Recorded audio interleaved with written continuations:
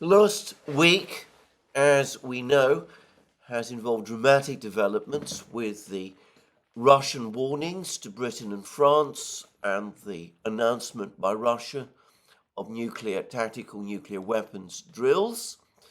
And we continue to see signs of a retreat in the West from some of the strong positions that some Western leaders were taking, which suggested that plans to deploy troops on the ground in Ukraine existed, and the plans to launch missile strikes against targets in Russia might have existed as well. Well, the first thing to say is that we've still not seen any sign of any Ukrainian attack on the Crimean Bridge or anything like that. We are now on the 9th of May, Victory Day, major celebration in Russia. There's been a parade in Moscow, which I haven't yet watched, by the way. Putin has had meetings with leaders of the Eurasian Economic Union in Moscow. Nikol Pashinyan, the Armenian Prime Minister, has been participating, as, by the way, have leaders of various Central Asian states and the president of Belarus, President Lukashenko. So all of that has been going on in Moscow, and Putin has also given a speech on Red Square, in which, amongst other things, he has carefully noted, that Russia does not devalue or understate the importance of the second front that the Allied armies launched in Normandy in 1944 on the issue of the defeat of Germany in the Second World War. So all of those events have been taking place in Moscow. Similar celebrations have been taking place in other Russian cities and in other cities across the former Soviet Union. Major celebrations in Belarus as well. But the threat so far of a missile and drone attack to destroy the Crimean Bridge, well, that has not been put into action. Now, of course, it's important to say that there has been no explicit claim by anyone in Ukraine or in the West that there was a plan to destroy the Crimean Bridge in the first 2 weeks of May. Many people, myself included, had speculated that such a plan might exist, given statements by Ukrainian officials, notably Kirill Budanov, the intelligence chief, that Ukraine would destroy the Crimean Bridge in the first half of this year. But as I said, to repeat again, so far, for the moment at least, nothing has happened, despite the opportunity perhaps to drive a political point home at a time when Russia was celebrating a whole succession of holidays, Easter, Putin's inauguration, and Victory Day. So anyway, that's one sign perhaps that things have been dialed down a little, though I accept it's a sign more of interpretation than of actual fact, because, as I said, no one in Kiev or in any Western capital has said that there was a specific plan to launch an attack on the Crimean Bridge on any one of these days. But other signs of a dialing down or of a retreat are there for all to see. The first is that there has now been a report in Corriere della Sera, Italian newspaper, leading Italian newspaper, the nearest approximation that Italy has to a newspaper of record, though that might be a bit of a stretch. But anyway, Corriere della Sera is saying that there are discussions and, in fact, an agreement amongst the NATO powers, that there will be a statement made at the NATO summit in July, the forthcoming NATO summit in July, explicitly and categorically ruling out any possibility of NATO troops, NATO boots on the ground in Ukraine. Well, that's Corriere della Sera. I suspect that it mirrors the opinions of the Italian government. The Italian government has made it very clear over the last few weeks that it is extremely unhappy by some of the belligerent rhetoric that's been coming out of Paris in particular, and that it does not want to see NATO troops on the ground. So it is entirely plausible that there has been an Italian initiative calling for such a statement to be made. But let me reiterate again, we only have this from Corriere della Sera, from an Italian source. It is conceivable, plausible even, but we don't yet know for a fact that this is going to happen. Jens Stoltenberg, the NATO Secretary General, has also come out and has made statements to the effect, again, that there will be no NATO troops on the ground in Ukraine. Once more, I would make the point that Stoltenberg has said the same in the past, yet since Stoltenberg has made many of those statements, we've had all the rhetoric from Macron. But the fact that he's saying it again and doing so in conjunction with this story from Corriere della Sera, well, that might be an indicator that this is what the Corriere della Sera story, what it's saying is true. And then we've also had reports, again, I think that they are originating this time in Switzerland, that EU governments are becoming increasingly unhappy with EU Commission President Ursula von der Leyen. And the reports say that the two governments that are making known their growing dissatisfaction with Ursula von der Leyen are the governments of Italy and France. Now, France and Italy have always been on relatively good terms, and one wonders again if these reports are true, whether there isn't some kind of Italian diplomatic initiative going on, whether Giorgia Meloni and her government, clearly worried about the situation overall, might be quietly lobbying in Paris for Ursula von der Leyen to be shuffled out of the job of EU Commission President that she currently occupies. There are reasons to think that Macron, independently of all of these moves, has been dissatisfied with Ursula von der Leyen for some time. But anyway, for what it's worth, these rumours are circulating. Now, of course, the Swiss reports are careful not to say that it is Ursula's Ukraine policy or Russia policy that is driving the dissatisfaction. There's reports that the Italians and the French, for example, are unhappy about what they see as her overemphasis on climate policies and on some of her integration initiatives and on what is referred to as her nepotistic practices. But, well, it might be politically awkward to refer to relations with Russia at this time. And if there is indeed a campaign to get Ursula von der Leyen out of the way, it's unlikely that this is entirely unconnected, if I could put it like that, with the events in the situation with Russia. Again, I would be very cautious about this story. It could be, or perhaps more plausibly, is a shot across the bows.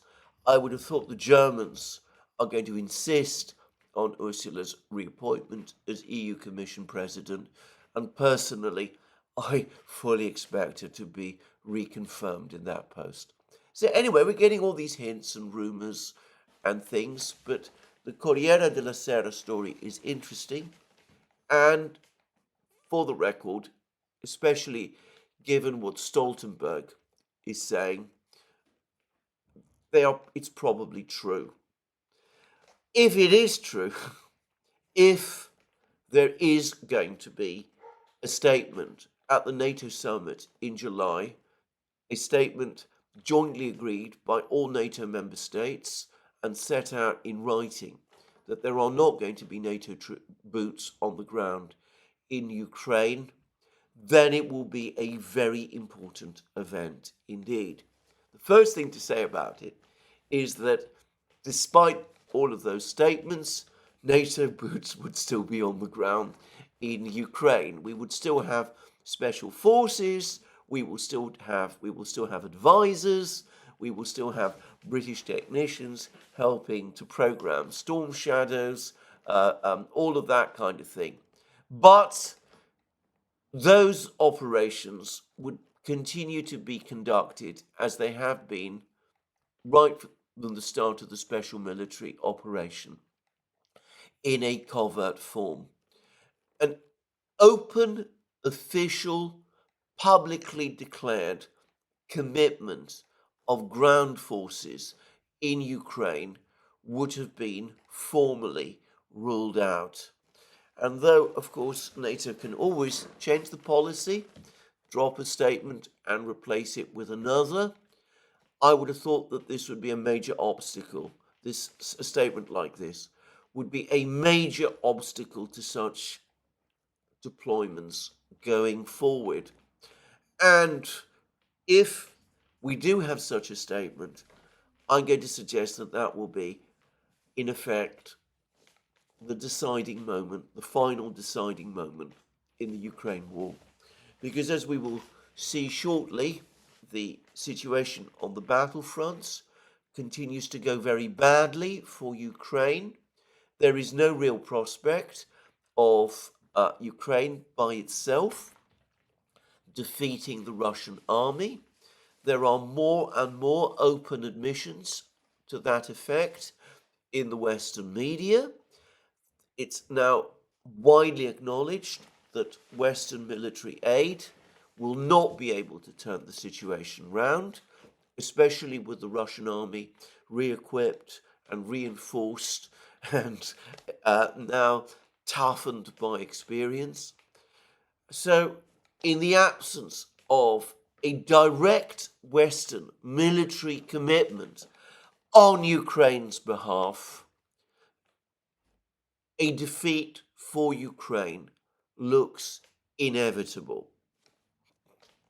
And a statement of that nature, of the nature that there would be no troops on the ground from NATO, would signal that fact to the Ukrainians, and it would mark, in effect, an acceptance by the West that that outcome is going to happen, and that there is no prospect on the part of the West of reversing it. Anyway, we're still in May. NATO doesn't have its summit until July. A lot can happen between then and now. We don't know for a fact that this Corriere della Sera story is even true. It's more likely an initiative than anything else, rather than an agreement. It could, however, be backed by the United States and Germany, in which case it has a strong prospect of becoming true. And as I said, that would be a watershed moment in the Ukrainian crisis. Lastly, I'm going to return to Britain. Now, yesterday, the British government took action. They expelled the Russian defense attaché, who the British Home Secretary James cleverly said is an undeclared military intelligence officer. A very interesting choice of words, by the way. They expelled the Russian military attaché and they revoked diplomatic status over several Russian buildings, specifically Seacock's Heath. This is a country house that the Soviet Union bought in 1946 and which is used as a rest home by Russian diplomats working in London, and two important properties which are run by the Russian embassy in Highgate, in the London suburb district of Highgate. By the way, I'm far from sure that it is actually possible to revoke diplomatic status from buildings like this, but I'm not going to get into the legalities of that, which I don't fully understand. I'm sure the Russians will weigh in. Now, let's go back to what the British are saying about the expulsion of the Russian defense attaché. Cleverly is reported to have told the House of Commons this. And today, in conjunction with the Foreign Secretary, I am announcing a package of measures to make clear to Russia that we will not tolerate such apparent escalations. And the escalations in question appeared to be malign activity that the Russians are supposedly conducting across Britain and Europe. And cleverly then went on to say, I can tell the House that we will expel the Russian defense attaché, who is an undeclared military intelligence officer. We will remove diplomatic premises status from several Russian-owned properties in London. We are imposing new restrictions on Russian diplomatic visas, including capping the length of time Russian diplomats can spend in the United Kingdom.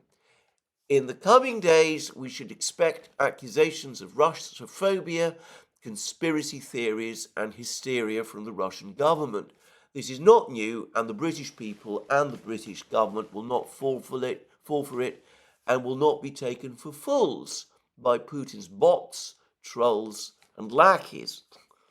Now, that's a rather strange formulation. Now, can I just say, at the expense of, well, presumably being lumped with some of these things that Cleverly's talking about.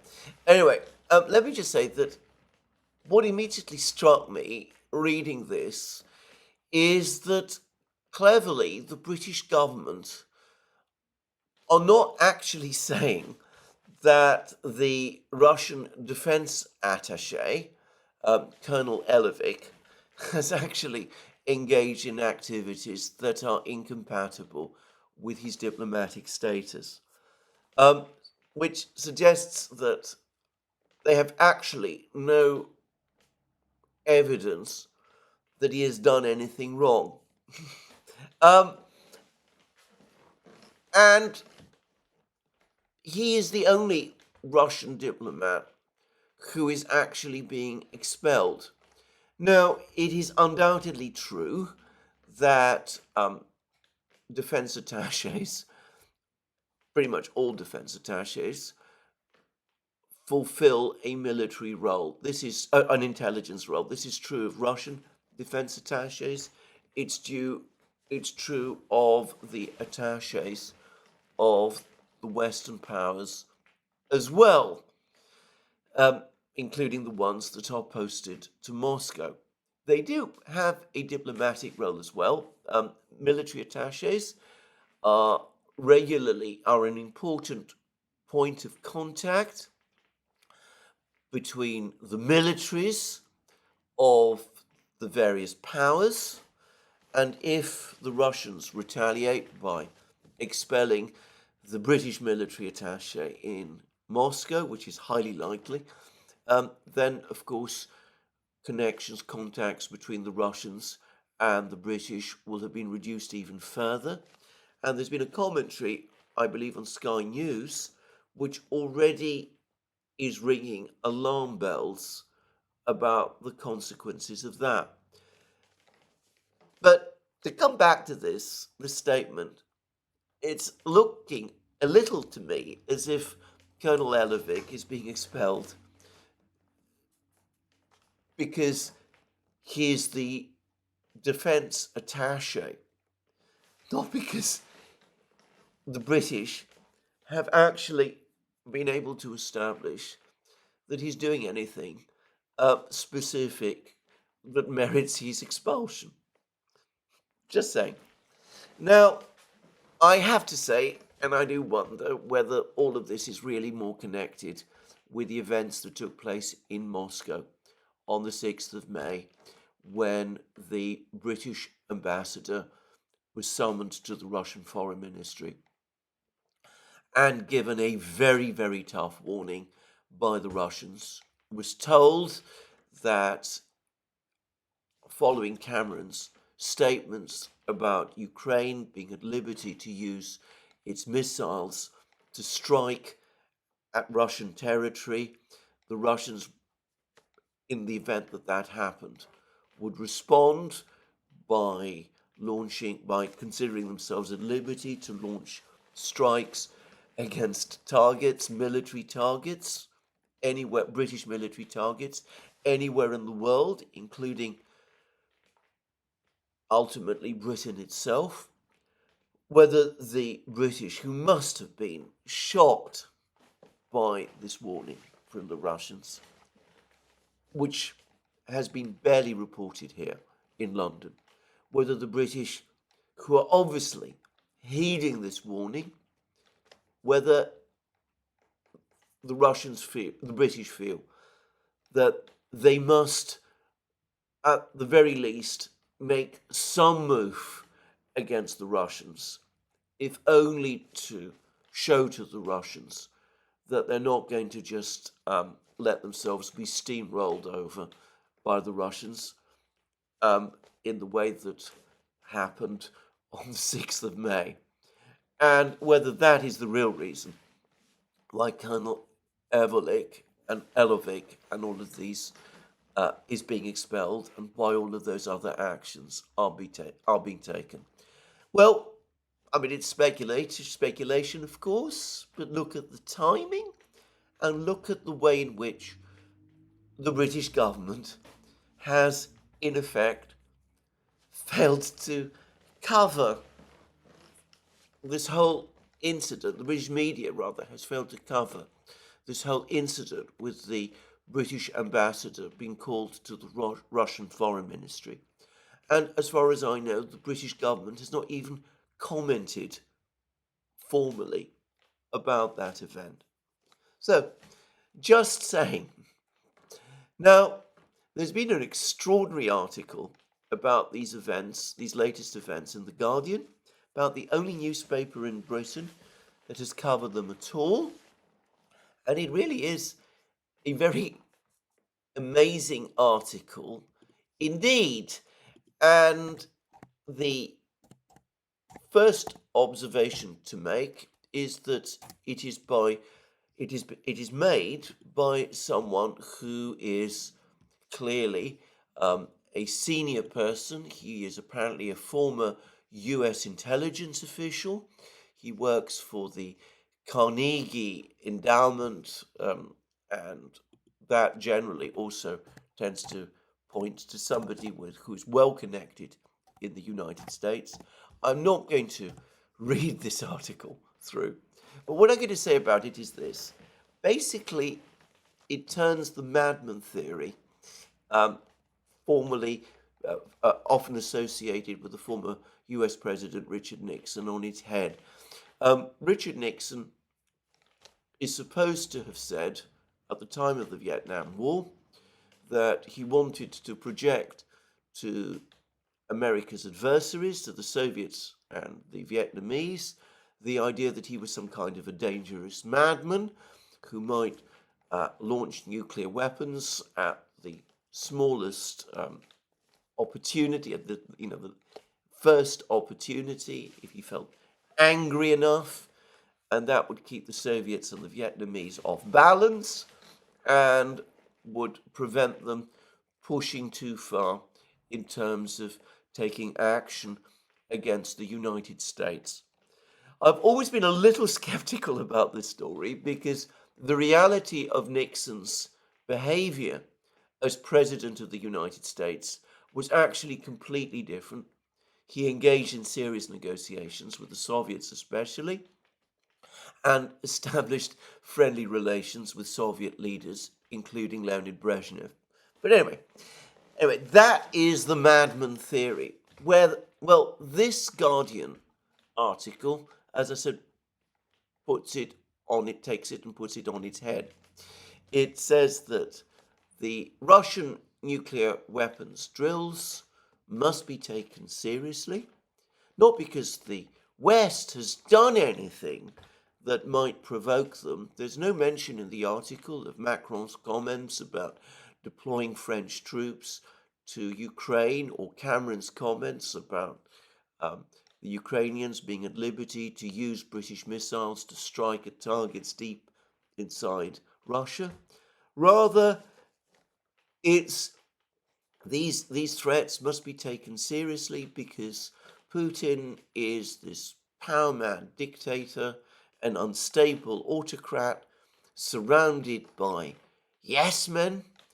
There's no knowing what he might do, and therefore it's better not to risk pushing him too far. And that ought to moderate Western behavior, and it's something that the hardliners, the Western hardliners who back Ukraine, really should think about and understand. Well, I do find that a most astonishing comment, actually, but there it is. I mean, that is what this article says, and it does seem to me a rather elegant way for the British and the Western powers to pull back and dial down their escalation with the Russians. They can't, of course, admit to themselves that they've done anything wrong, but they can always say to each other, well, you never know about Putin. He's a dangerous man. He might escalate in all sorts of alarming ways, so let's not push our luck too far. I suspect that there's a big debate and dialogue and argument going on within NATO, behind the scenes in NATO, between the hardliners and the moderates. The moderates, perhaps led by Italy, have been empowered by the events of the last week. They may be gaining ground. They probably have some support in Germany and in the United States. And perhaps they're currently in the ascendant and they will win out. The more hardline faction in NATO may be on the retreat for the moment, and that may be why we've not seen attacks so far on the Crimean Bridge. We've had that interesting article in The Independent, which downplayed its significance, Independent being, of course, a newspaper in Britain. And, well, as sometimes happens, when the hardliners find themselves on the retreat, they feel that they have to assert themselves in some way, and that might be the reason why the British have engaged in these actions against the Russian diplomatic presence in London. Anyway, an important week.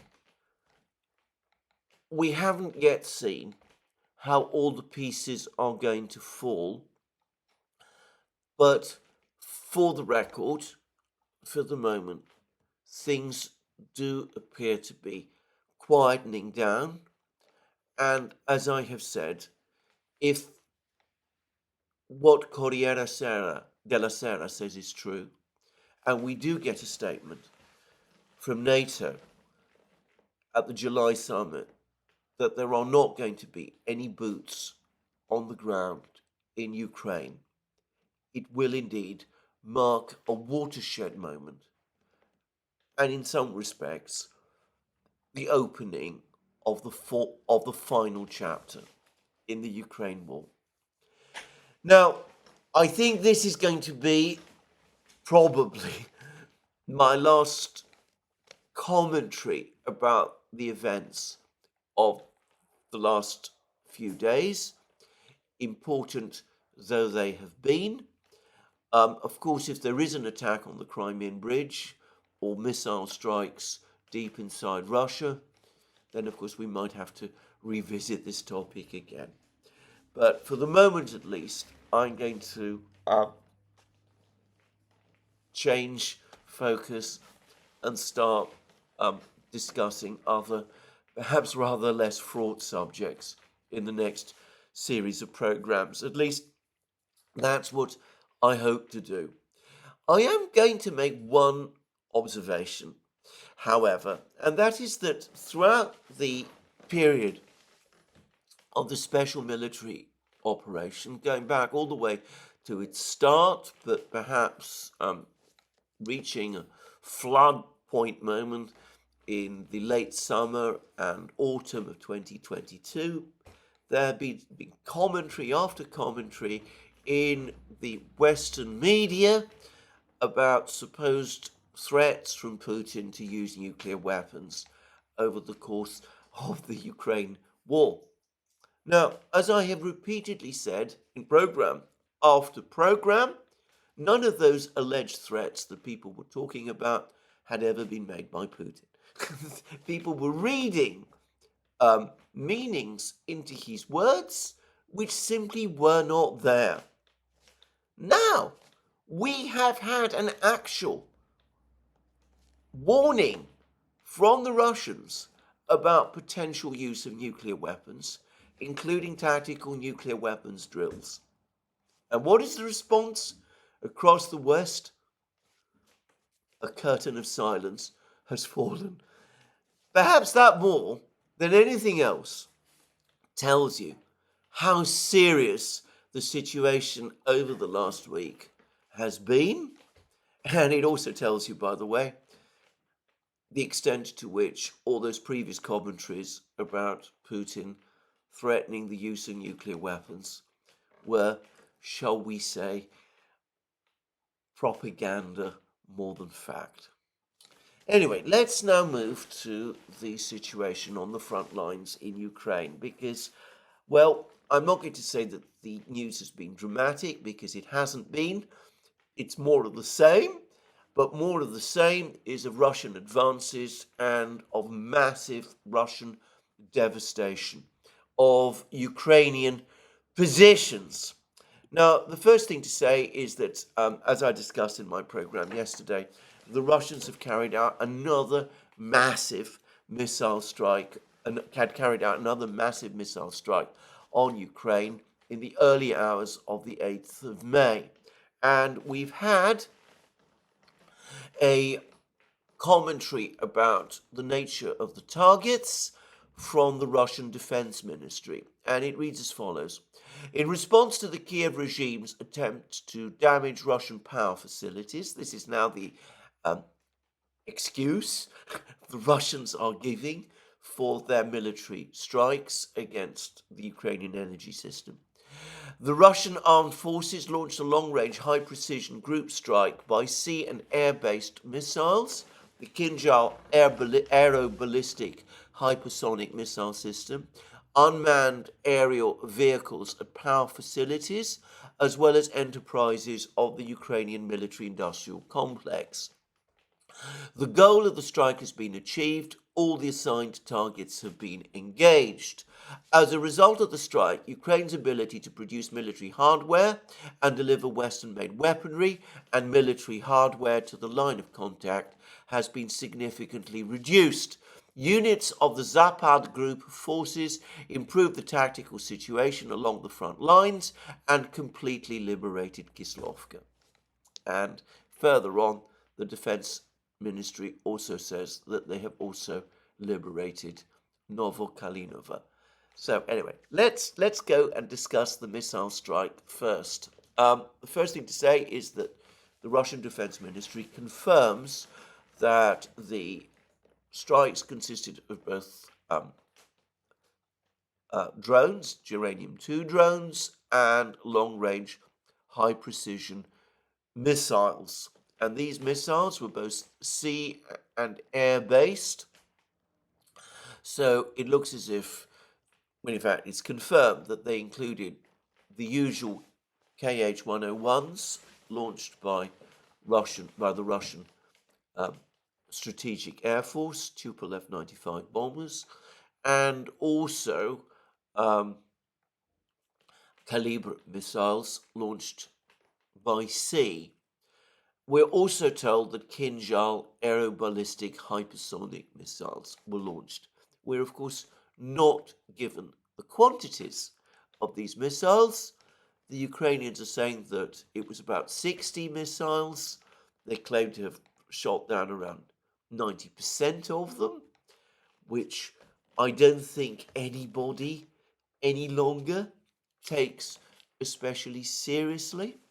And the Russian Defense Ministry tells us of what the nature of the targets were, and they say that all the targets that were selected were hit, and the targets were power facilities and enterprises of the Ukrainian military-industrial complex.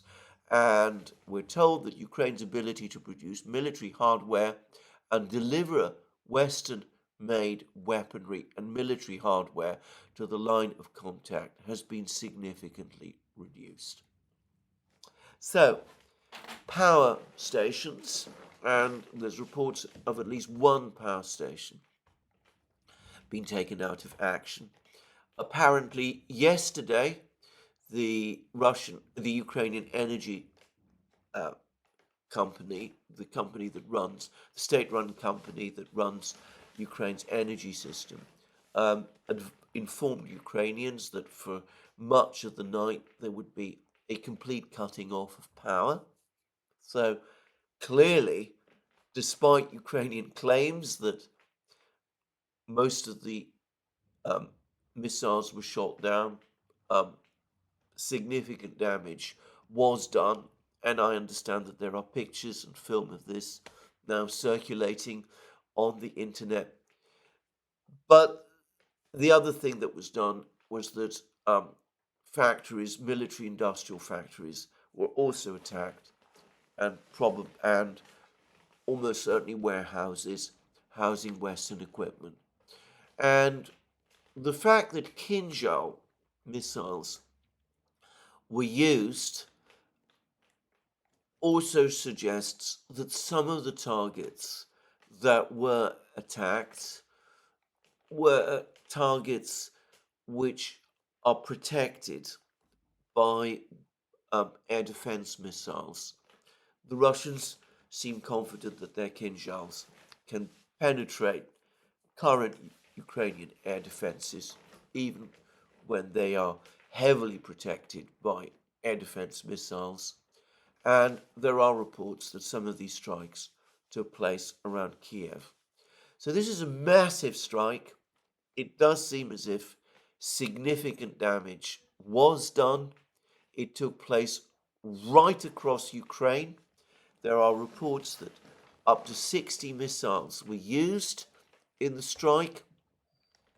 The tempo of these Russian missile strikes has been intense since they started earlier this year, much more intense than was the case in the winter of 2022-2023, when typically the Russians made one big missile strike a month.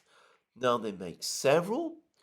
And I read somewhere that over the course of just 1 month, April specifically, the Russians launched around 300 missiles, powerful missiles, at targets in Ukraine. And it looks as if May, we're going to see the same. It's difficult to know when the breaking point will come or what the Russians are planning with these missile strikes. But it does seem to me that parts of the energy system, the Ukrainian energy system, which is now being directly targeted, parts of the energy system are being decommissioned by the Russians step by step. And, well, the Russians say that this makes the transportation of Western-made weaponry and military hardware to the line of contact more difficult, because, of course, it interferes with the ability for Ukraine's electric-powered trains to move along the railway lines, which is true. But, of course, inevitably, these strikes against the energy system are also going to affect the livelihoods of the Ukrainian population, and will also have major effect on the running of whatever is left of Ukraine's industrial economy. So, a massive strike. We don't have complete details of its effects, but they appear to have been severe, and it is certain that more strikes like that are coming. Well, that's the missile strike. What else has been going on the battlefronts? And it's become very difficult to keep up with events on the battlefronts because the Russians are attacking in so many places now. And giving a brief summary of what is going on the battlefronts, like as I used to do, say at the time of the Battle of Bakhmut, is now all but impossible. When we had the fighting in Bakhmut a year ago, it was possible to discuss what had happened quite quickly and concisely because the main fighting was all taking place in one confined place. Now the Russians are pushing against Ukraine right across the line of contact. So, reports coming in, for example, that Ukrainian troops have indeed now completely withdrawn from Rabotino, the village in Zaporozhye region, and in effect that the entire territory of what was once called Bradley Square, the salient the Ukrainians had carved out in the summer offensive of last year, that salient has been completely extinguished, that the Russians in effect have either fully or have come very close to reversing all Ukraine's gains, and in the Zaporozhye area to restoring the original front lines. Now, we haven't yet had confirmation of this from the Russian Defense Ministry, and there are reports that parts of Rabotino are still in the grey zone, possibly without Ukrainian troops being there, but perhaps with booby traps and mines and that kind of thing, which the Russians must clear. I ought to say that pictures I've seen of the state of Rabotino show again a blasted landscape. I don't think there is a single building in this place left standing, and it's astonishing to see the kind of damage that some of the fighting that takes place in Ukraine can now do to these villages where this fighting happens. Well, further east, There were multiple reports yesterday that the Russians have recaptured a significant part of the village of Urozhaine in the Vremivka salient area, and there was even a claim that they'd recaptured the whole of Staromayorsk, the other village in the Vremivka salient area, which the Ukrainians hailed as a great victory when they said that they had captured it. I think that the claim that they have captured the whole of Staromayorsk is almost certainly untrue, but it does look as if fighting is now going on also in this village as well. And those who have been following the fighting agree that it is now all but inevitable that the Russians are indeed going to recapture both Urozhaine and Staromayorsk, and they've apparently gained control of all the high ground around these two villages. And to be clear, there would also be other villages in the Vremivka salient area which the Russians would need to recapture if they were to restore the front lines to where they were in June 2023, but it looks as if we're heading in that direction there also.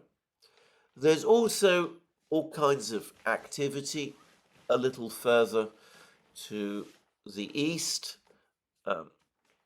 which I have less understanding of, but which all appear to be connected to a potential Russian advance on Vuhledar, the great fortified city that the Ukrainians still hold in southern Donetsk region.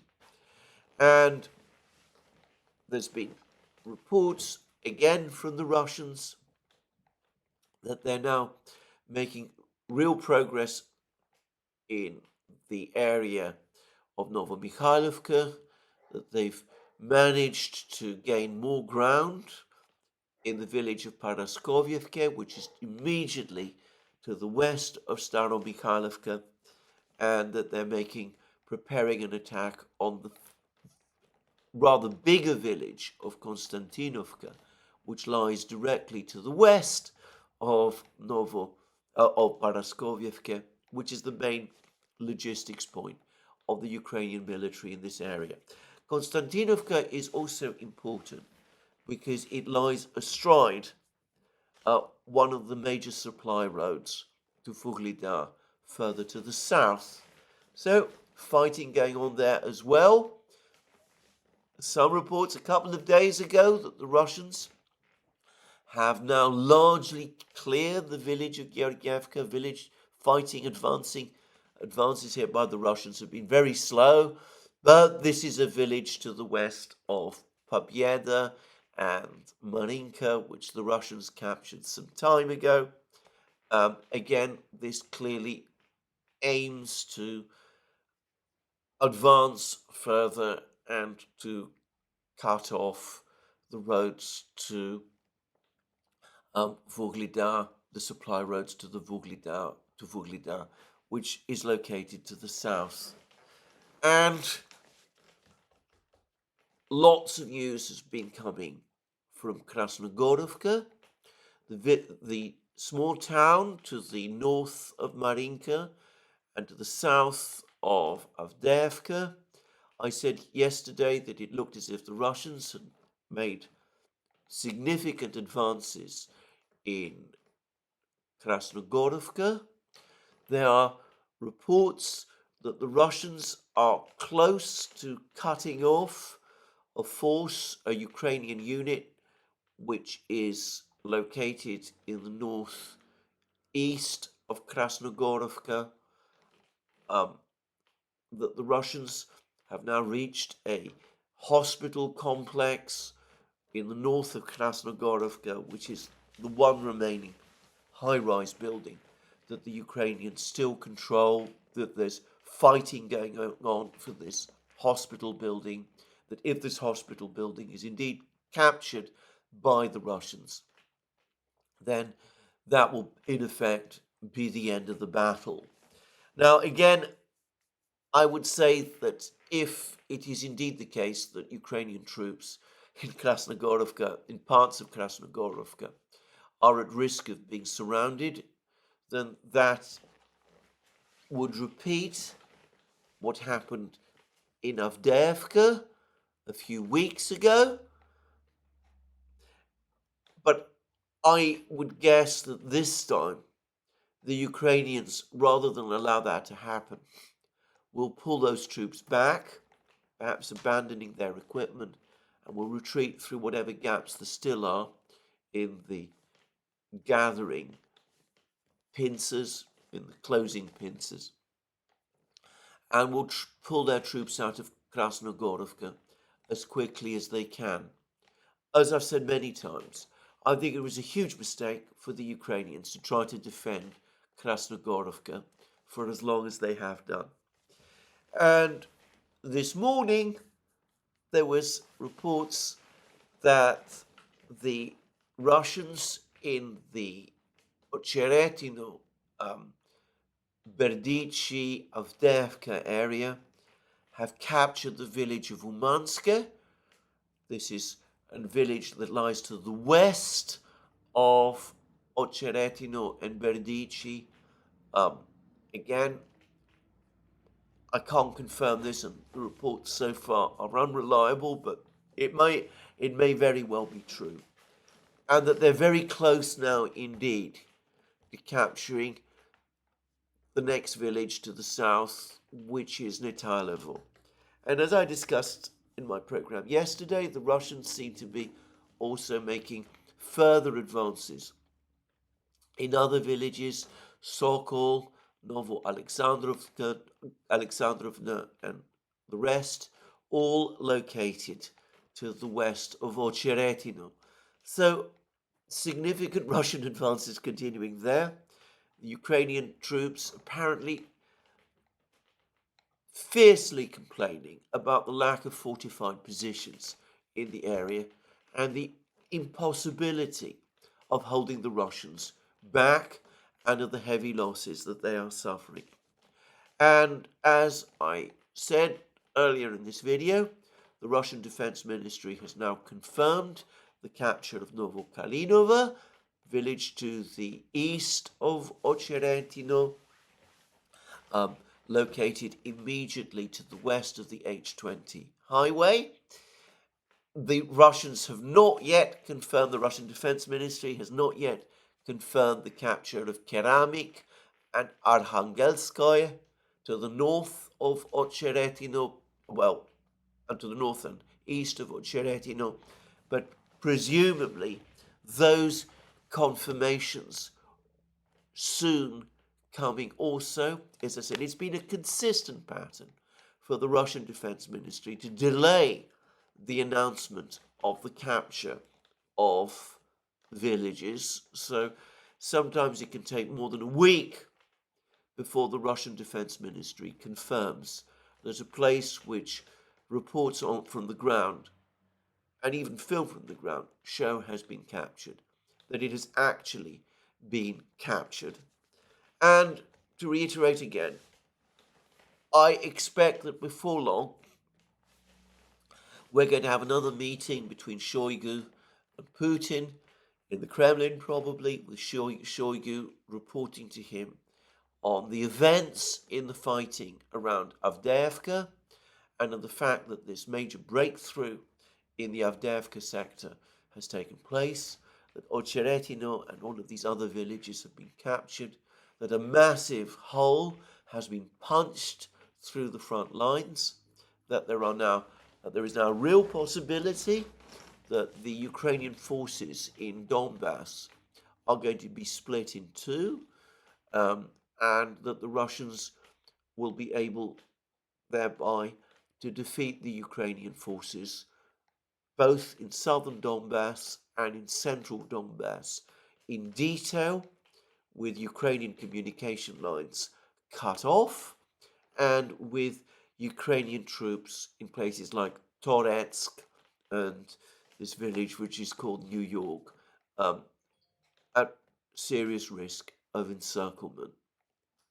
And Well, there's been again less information about what's going on in Chasiv Yar, but again, all of the indications suggest that the major priority for the Russians at the moment is to enlarge the area that they control on the east bank of the Seversky Donetsk Canal to the southeast of Chasiv Yar, and to prepare for the establishment of a bridgehead there.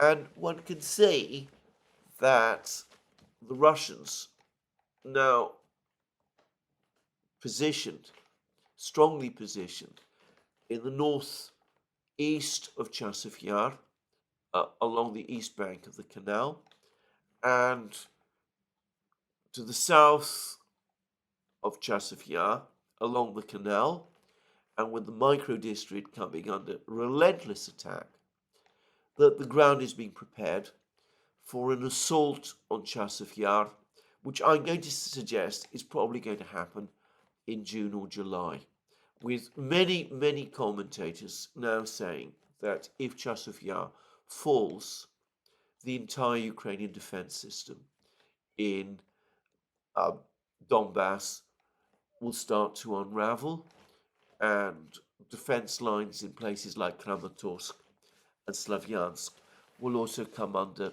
stress.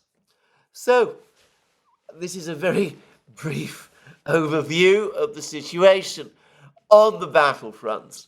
But the key point to make is that Ukrainian defenses are becoming increasingly fragile right across the whole defense line. The pressure on Ukraine is relentless. And if, going back to what I said at the start of this program, if this Corriere della Sera story turns out to be true, if we do indeed get a public statement that there will be no troops on the ground, NATO troops on the ground in Ukraine, if, in other words, Macron is put in his place and the whole idea of strategic ambiguity, the disastrous effect of which the events of the last couple of days has exposed, if that is finally and conclusively dropped, then it's difficult to see how this will not have an effect on morale in Ukraine itself. There will be a public statement that the NATO cavalry is not going to ride to the rescue. It is now universally accepted that there will be no further progress for Ukraine to join either NATO or the EU at any point over the next couple of weeks or months. The NATO summit in July, well, the idea of Ukraine joining NATO at that summit has apparently been categorically ruled out by the United States and others. And I can't help but think that in conditions of what will almost certainly be further Russian advances, the cumulative effect of these various announcements from NATO and indeed the EU, if they take place, if they occur, no NATO membership, no EU membership, no NATO troops on the ground, combined with the systematic destruction of Ukraine's infrastructure and the Russian advances on the ground, perhaps we could be in the middle of a massive battle for Chasiv Yar by the time of the July NATO summit. Perhaps Chasiv Yar will already have fallen by then. Anyway, I can't help but think that if this is the situation that Ukrainians are presented with in July, then we are quite plausibly going to see Ukrainian morale plummet and perhaps even collapse. Now, I'm not going to discuss further the many rumors about plots and conspiracies in Kiev. We've had that admission from the Ukrainians uh, that I discussed yesterday, that there was an assassination plot by two Ukrainian colonels against President Zelensky.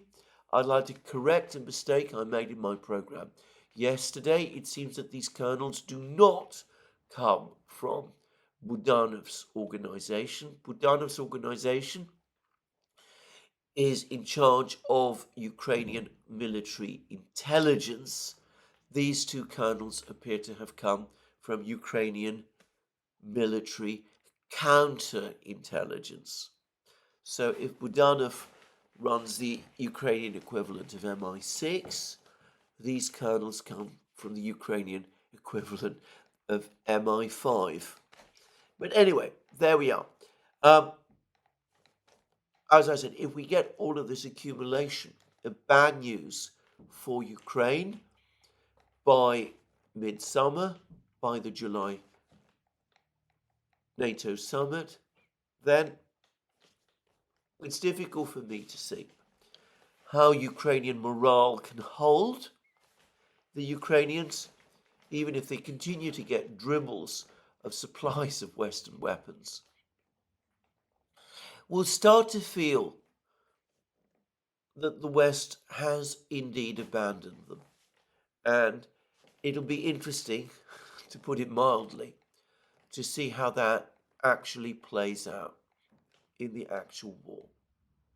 Now, let's now cover a couple of other topics. The G7 having apparently abandoned the idea of seizing the capital of the Russian frozen assets, nonetheless seems to be intent on seizing the interest generated by those frozen assets, which in terms of Euroclear is said to come to around 3 billion euros a year. And the word is that this money is going to be used to buy arms for Ukraine. I have to say, that seems to me not just illegal, seizing. I cannot for the life of me understand how seizing interest, the interest is somehow legal when seizing the capital that is generating the interest is illegal. I cannot understand the legal logic here at all. And as for using the money to buy weapons, well, that it seems to me compounds the illegality, because you are using someone else's money to buy weapons that are going to be used against them, which, well, anyway, I'm not going to discuss further the ramifications of all of this, but it does seem as if that is the compromise that has now been agreed. The assets, for the moment at least, will be left alone. There are worries about the legal effects of that. The interest, however, will be seized and will be used in that sort of way. The Russians have made clear that they are going to contest this. They're going to try and bring legal cases, and we will see how those legal cases go. Now, they can bring these legal cases, of course, or try to, on the territory of the European Union. That would be extremely difficult.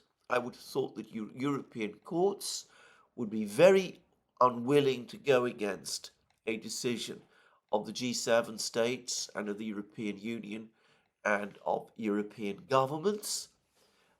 I appreciate that would be an extraordinary statement to make a couple of years ago, but that seems to me to be the case.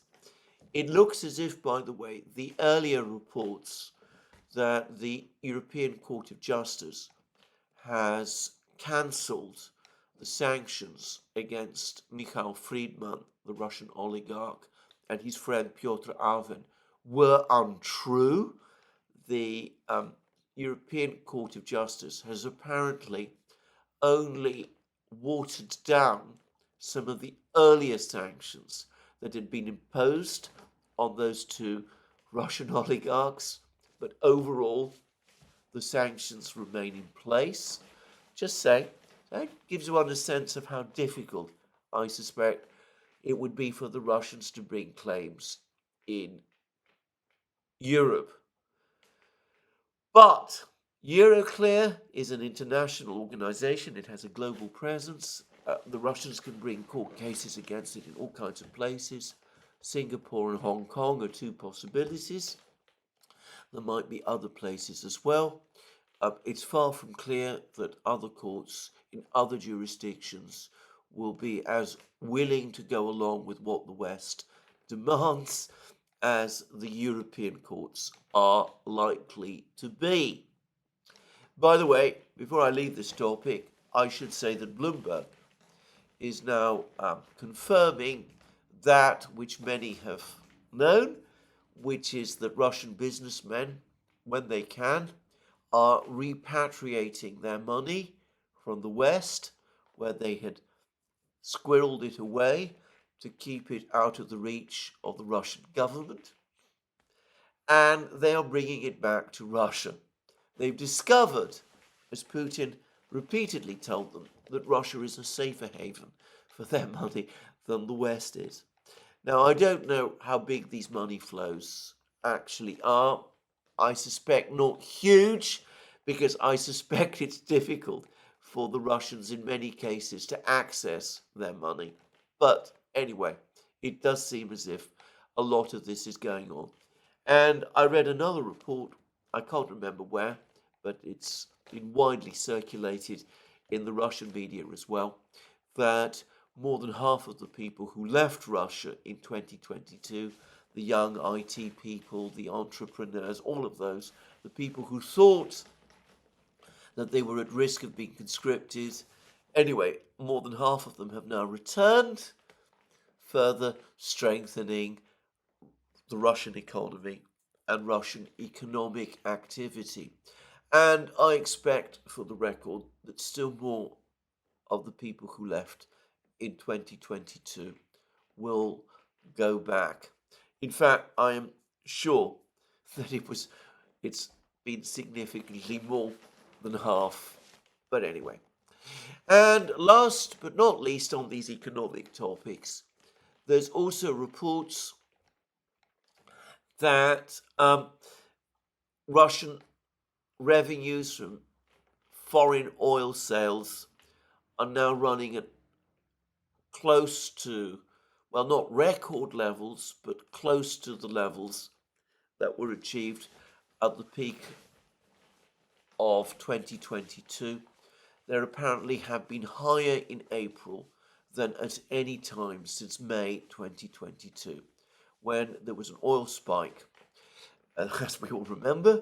And of course, there's been something of an oil spike, though less dramatic this year. But the Russians have been much more careful this year to keep the ruble soft, which of course means that Russian revenues from oil sales has been made greater.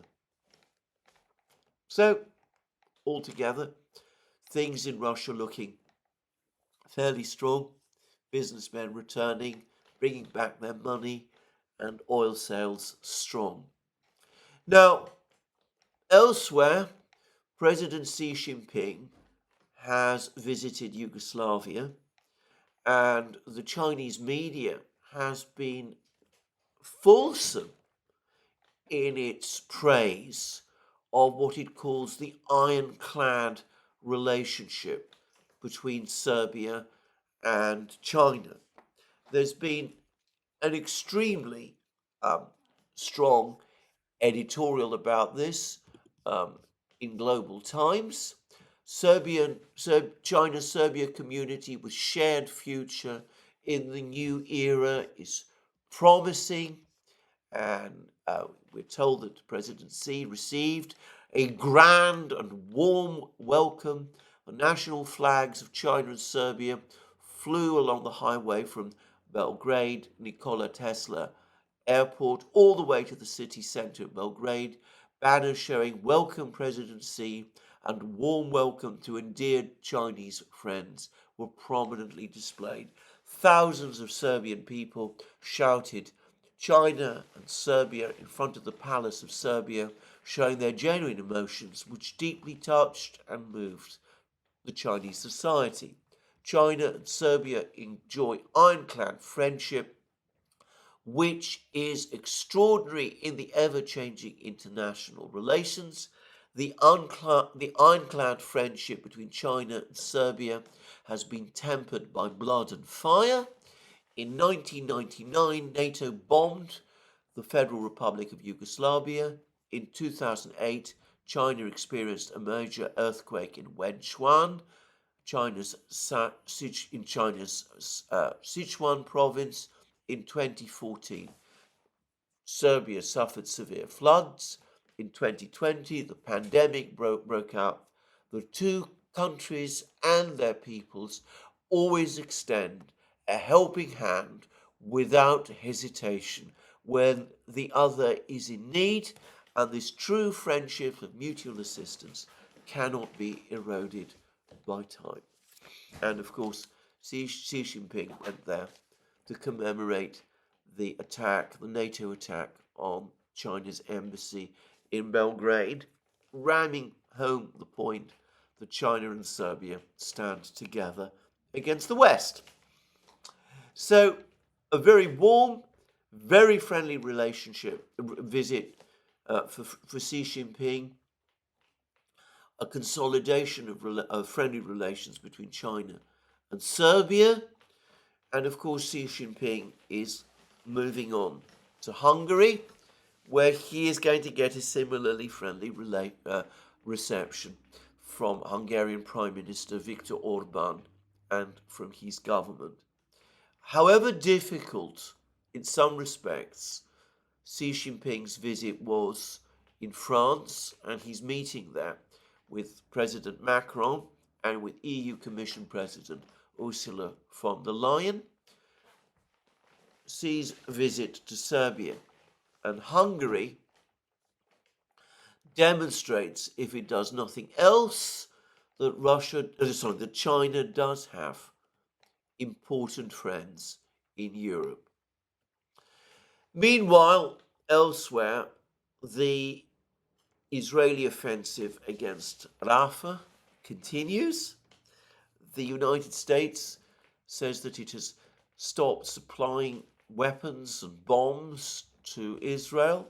As I pointed out in various places, the United States actually stepped up supplies of weapons to Israel before the Israeli offensive in Rafah. So I don't think this is actually going to make any difference, nor is it intended to. It is simply another part of this tiresome dance that the Biden administration undertakes, pretending to disapprove of Israeli actions, or at least giving the appearance that it does, even whilst repeatedly taking action to support them. And of course, the most dramatic action that not just the Biden administration, but the collective, unified political class in the United States, on this issue at least, is taking, is that they're ramming home as strongly as they can to the International Criminal Court that any arrest warrants against Israeli leaders will be unacceptable to the United States and will provoke sanctions. There have been no such warrants, and I'm increasingly of the view that we're never going to see them.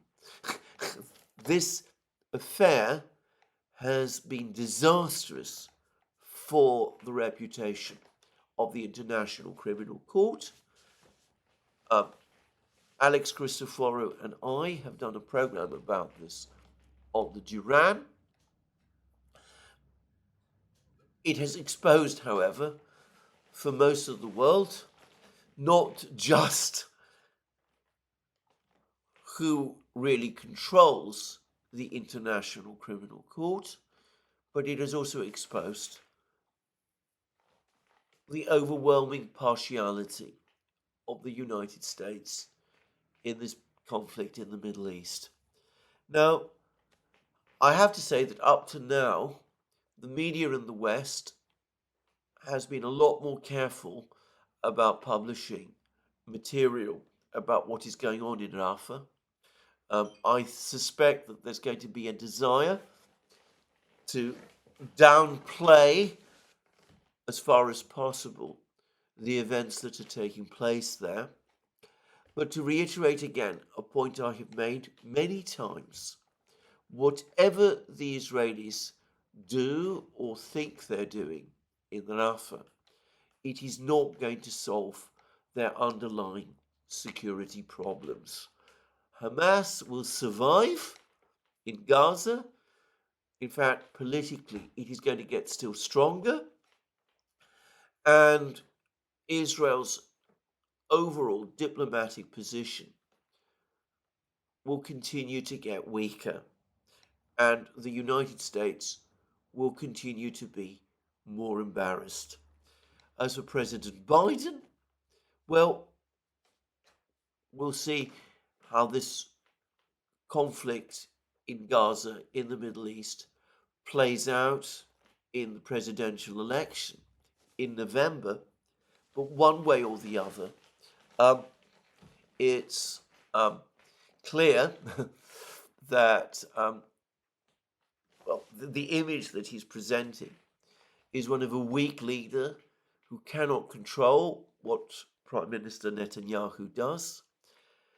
And I can't imagine that that is ever a good call for an American president who's seeking re-election, particularly one like Biden, who has all these issues of fragility to contend with.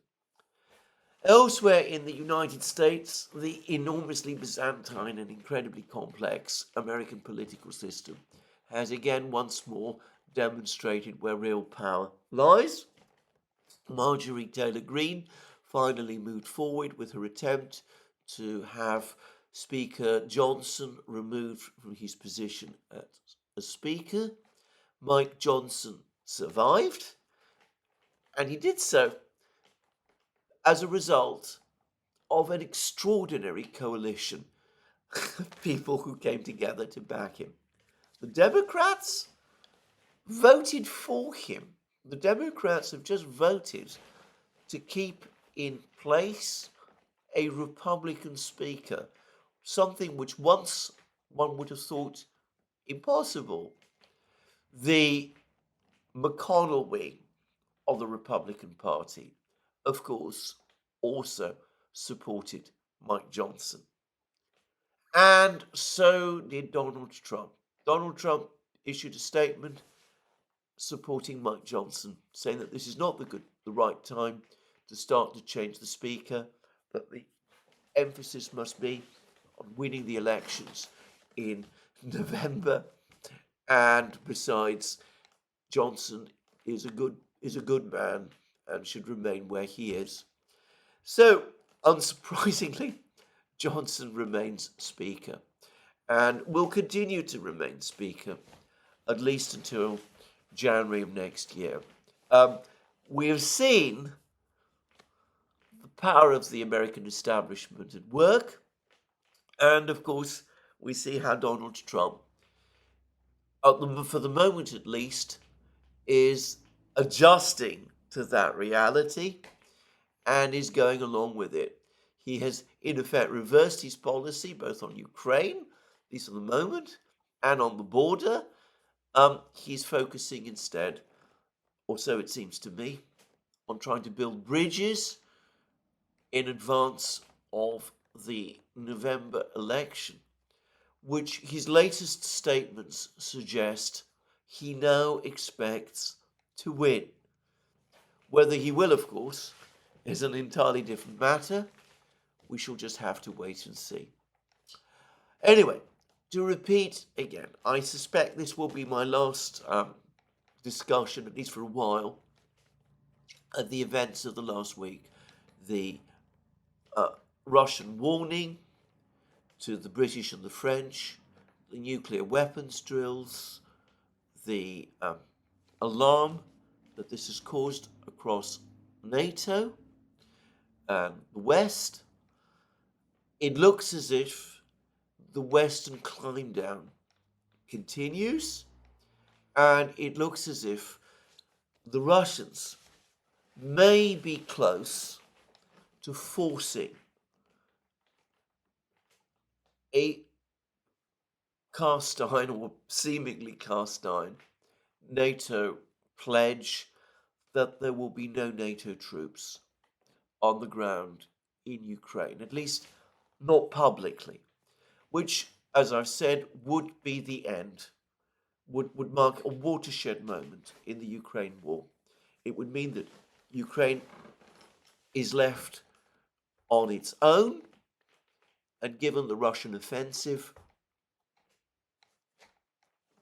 and the enormous preponderance of power that the Russians have, it's difficult to imagine that the Ukrainians won't feel abandoned, or that the outcome of the war can, for anybody who follows it closely, be any longer in doubt. How that will play out in the summer, we shall see. We shall see also whether all these reports that NATO is going to make that statement are really true.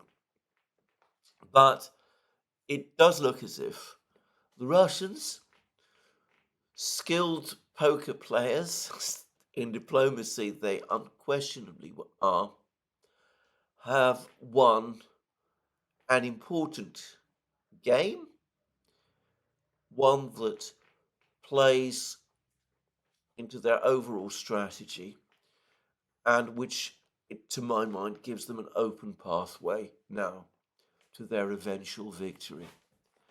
No wonder they are looking and sounding extremely self-confident, as all the reports about the celebrations of Victory Day in Moscow suggest. Well, that's my program for today. More from me soon. Let me remind you again, you can find all our programs on our various platforms, Locals, Rumble, and X. You can also support our work via Patreon and Subscribestar, links under this video. Don't forget to check out our shop, where you can find all sorts of amazing things, magic mugs, hats, hoodies, t-shirts, sweatshirts, all those great things. And last but not least, if you've liked this video, please remember to tick the like button and to check your subscription to this channel. That's me for today. More from me soon. Have a very good day.